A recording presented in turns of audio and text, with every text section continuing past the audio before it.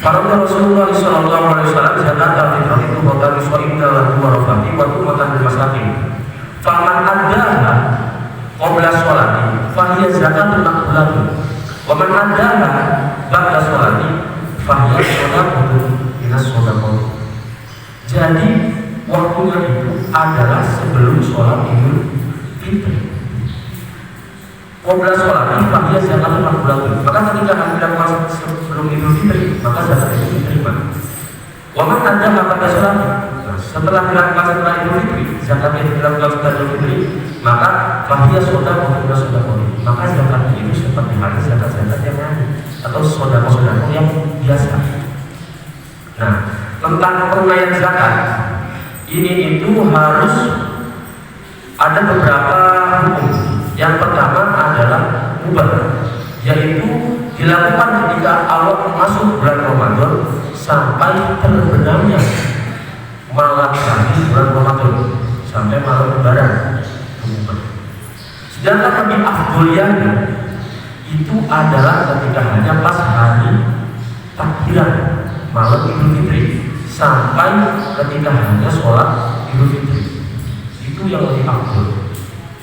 Sedangkan hukum yang makruh itu ketika hanya setelah selesai sholat Idul Fitri sampai hari raya kedua, itu makruh.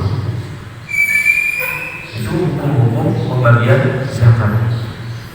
Jadi kalau kita mencari afdoliyahnya, yaitu ketika hanya malam takbiran, ini kalau diterapkan di zaman sekarang itu sangat sulit, Pak. Karena apa? Karena panitia zakat harus mentasyarufkan zakat sebelum khutbah atau sebelum khotib itu naik mimbar pas Idul sholat Idul Fitri. Gitu. Jadi lebih baik agar kita menunaikan zakat itu sebelum takbiran atau 5 hari atau 3 hari sebelum takbiran, itu lebih baik. Supaya apa? Supaya kita itu lebih mudah memudahkan para panitia zakat dan juga ahli zakat untuk mentasyarufkan, untuk membagikan harta-harta zakat kepada mustahiknya atau orang-orang yang berhak menerima zakat. Kemudian saya menyampaikan satu hadis lagi. Bismillahirrahmanirrahim. Dari qala Rasulullah sallallahu alaihi wasallam, julusuka walau sa'atan fi majlisil ilmi la tamussu qalaman wa la taqulu harfan khairul laka min 'ayyi alfi raqabah.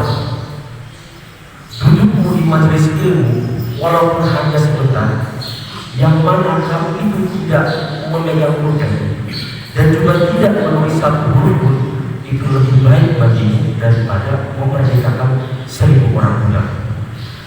Demikian untuk yang bisa kami sampaikan, kurang lebihnya mohon maaf. Ihdinas siratal mustaqim. Allahumma waffiq lana wa bihi. Wassalamualaikum warahmatullahi wabarakatuh.